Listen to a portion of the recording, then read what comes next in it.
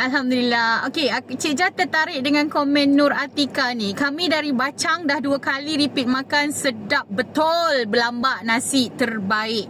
Okey, terima kasih banyak-banyak yang drop komen ni. Korang, Cik Jah tak nak puji diri sendiri, tapi bila ada orang komen yang macam gini, ini tandanya apa? Tandanya apa, dek? Kan tak nak komen lebih-lebih. Biarlah komen tu yang berbicara. Gitu.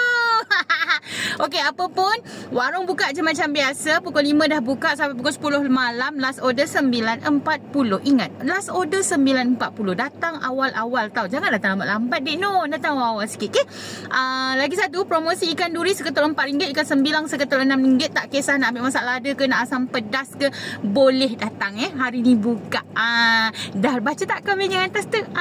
Dah repeat 2 kali, dek. Makan sedap betul. Dia kata Cik Jah baca lagi sekali sebab hati Cik Jah berbunga-bunga. Korang datang warung, okay? Baik korang, terima kasih.